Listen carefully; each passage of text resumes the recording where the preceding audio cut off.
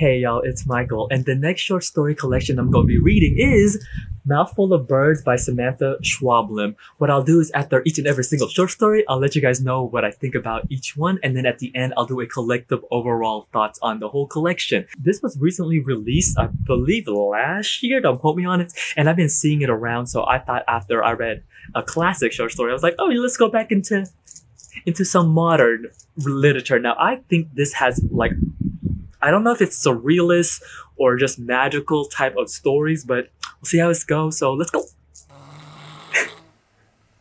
So she's asleep right now, as you just saw right there. I am behind on reading this, so I kind of have to get reading in whenever I can. But also, this will be going pretty fast because there are a lot of short stories in here, so yeah. I wanted to mention, and I didn't realize it, but this is actually translated from the Spanish, I believe. So it's translated by Megan McDowell. I didn't realize that when I picked it up. I haven't read her Fever Dream yet, so this is like a first new experience for everything.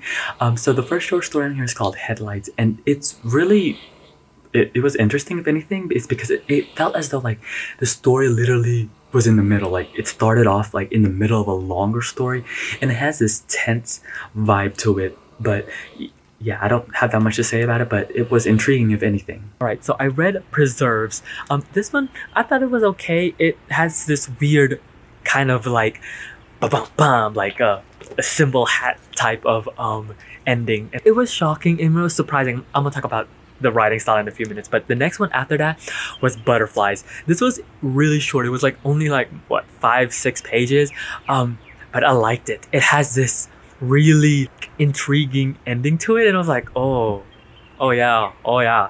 Okay, and then the next one that I read at the coffee shop was Mouthful of Birds, which is that's the title of the short story. This one, this one was weird.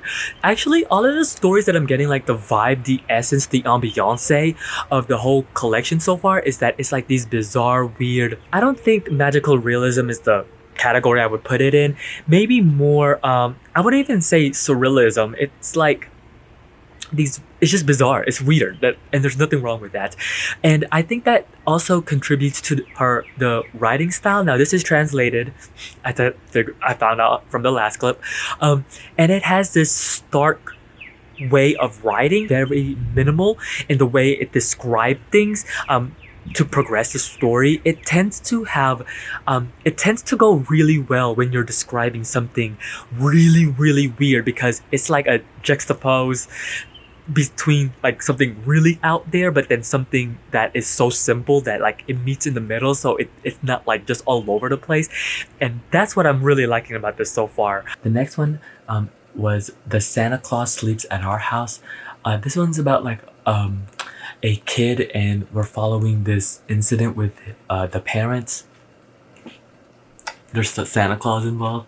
The next one after that is called The Digger. This one I felt was the least successful out of all the batch that I read at the coffee shop, because I don't think it was executed that well. It fell flat for me.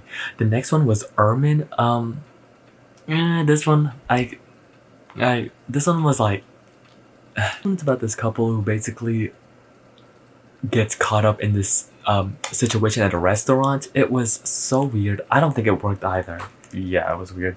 The next one was The Test. This one, for me, it felt a little bit more like streamlined compared to the previous two stories that I read. It's about a test, and this one is violent. Like it's really violent. Okay, so here's the thing. This one was like, what is it? I didn't understand I don't know if it's just me, but I didn't completely understand I guess what the author's trying to say, because it deals with animal cruelty, and I was just like, what? Why is this? Oh, I was like, okay. And here's the thing with this translation. It uses some words really weird. Like there's some words, especially in some of the stories so far, that like it took me out, because I was like, oh, what? Like the translation is so weird because it uses the word "fat." I was just like, well, I don't know if it's a translation thing or like if Schweblin it means something in her culture that I'm not comprehending. It was awkward. Like I don't get it. I don't know. Maybe it's just me overthinking it, but I was just like, that was a weird, because it literally comes out of nowhere. And if you were a translator, using that word could change the whole like story, but it also is because that word has like, it's a slur towards it's a slur towards queer people, but it's also just a slur that ignorant people use without, they could not even be like fall within the LGBTQ plus spectrum, but like it could just be like like someone trying to be mean. So I don't know. Maybe I'm overthinking it, but yeah, I thought that was like a weird translation. So I just finished the next two short stories, and the first one is called Toward Happy Civilization. This one I thought was just, it has this like surrealist mystery type of storytelling. It's basically about this group of people on a train, or trying to get on a train. Long story short, and it starts off at a like a train station.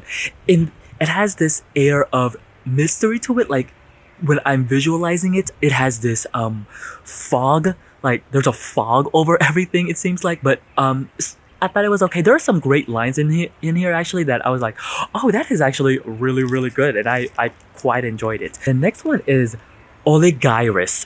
This Oligyrus is a fish. But this is a story about institute. That's what they call it, an institute, and we follow two people, and we see the backstory of how they got to what is happening currently in there. It has this weird sci-fi-ish mystery thing going on. I am really enjoying the tonality of actually all the stories. It has this like very pinpoint just a pinpoint type of writing where it doesn't have descriptions of like a lot of things, and for me that kind of it is kind of grinding my gears, because you see this a lot, this type of writing, you see this a lot in actually like a lot of writing now. It's very modern. For me, I say it's kind of annoying because there in Olaringus, I really noticed this, where if you've been watching my channels for a really long time, you need to vary your structure, because you need to vary your sentences. There are certain writers, when I read their writing, they have this rhythm to it. Toni Morrison, the rhythm when I read her stories are just so good. Like it has this beat to it that I just really love. And she's like a perfect example. Like her rhythm of writing is so great. And Fitzgerald has a rhythm too. Schweblin has a rhythm in the sense like it gets repetitive. There are some sentences in here where I was just like, oh my god, change the sentence structure. I don't know, it's just maybe a thing for me.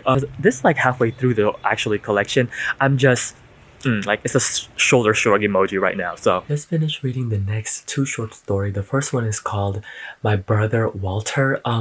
This one is about a character's brother named Walter who has depression, and I'm not gonna lie, I didn't like this. It just didn't do anything for me. It was like, okay. And then the next one is called The Merman. Now, I was, before reading this, like when I saw the title, I was really excited to read it actually, because I just finished reading a story dealing with a merman, and I was like, I really like that one. And this one, I didn't get it. Like I was like, what's the point? Like, again, shoulder shrug emoji. This one I just was like, ugh. Read the next two short stories. The first one is called Rage of Pestilence. This one's about a character named Gizmodo who basically arrives at a village, and it just goes from there. Yeah. The next one is called Heads Against Concrete, about an artist who takes people's puts their head against concrete. It's incredibly violent. But then there's like this thing about like racism and like about art and things like that. I understand what Schweblin was saying, and I get like the undertones and like the meanings behind it. And the violence, like it's incredibly violent. But yeah, I was just like, okay. I went to the coffee shop after work and I read the next batch of short stories, but I forgot my notebook because I usually write down while I'm reading stuff to take notes. So I wrote down my notes on the Starbucks napkin. So that's what I'm going to be reading off of, but letting y'all know. The next short story that I read was Size of King. This is about a character named Duval who gets involved with this toy store essentially. Yeah. All right. And then the next one was called Underground. This one I really, really liked. First off, it was kind of creeping, kind of weird, double meaning to it. I don't want to give too much away, but it's about it's about a group of kids who start digging within this town, and it goes from there. I really thought the story was, well, I don't know when this was published, like, and when that event that it's referring to happened, but I thought it was really, I was like, oh, this is really, really good. The next one is called Slowing Down. This involves a circus with a cannon about this character named Tego. I thought it was okay. So yeah, there's that. The next one is called On the Steep. Now this one I really did like. This one was very ominous, and it has this best part of Schwablin's writings, like this stark motion that she does really, really well, which I really did enjoy. It's about this place that's really far away from the outskirts of town. Like it's in the outskirts of town, like away from civilization essentially, and it builds up to this thing, and while it doesn't have a conclusive ending, it's really ominous, and I think that's what I enjoyed most about it. It just, I was like, oh, what is going on here? I was really intrigued, and I wish it went more, but I really liked it. And then the next one is called A Great Effort. This one I really didn't like. It was like about this massage place and this father and relationship, but yeah, I was like, okay. The last short story on here called The Heavy Suitcase of Benavides. This is actually about Benavides, who starts off by stuffing a woman in a suitcase. So yeah, actually, if y'all ever watched that show The Americans, oh, it is incredible television. Like, I love that show. They actually did that in one particular scene, and it was violent, and I was like, ooh. But yeah, that's basically what happened here, and then it goes from there, and the incident that happens with certain characters. This one I was like, okay, I like this. I thought personally this was too long, because I felt like some parts would have been better if they were cut off, and I say that because that way that the ending of this short story would have had more of like a punch. All right, so I thought I would give you guys my final thoughts on Mouthful of Birds by Samantha Schweblin, translated by Megan McDowell. Overall, I was not the biggest fan of this short story collection. There are some stories in here that actually work more than others, as you saw through my reactions to a lot of them. I think the ones that work for me are just the really tight stories, and the ones that are, because all of these are essentially very weird, bizarre, very mysterious, very not sure what's going on type of stories. My favorite is surprisingly Mouthful of Birds, because I did like that one.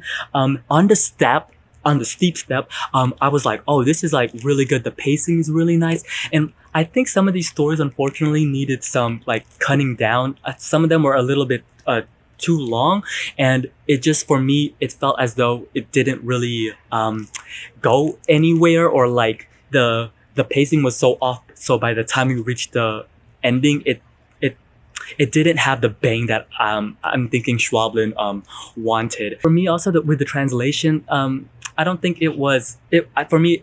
It was like some of them were really good. Like, there are some moments in here where the words and the phrasing was like, oh, this is really, really nice. Like, oh, like that type of like buy it on a t-shirt type of thing.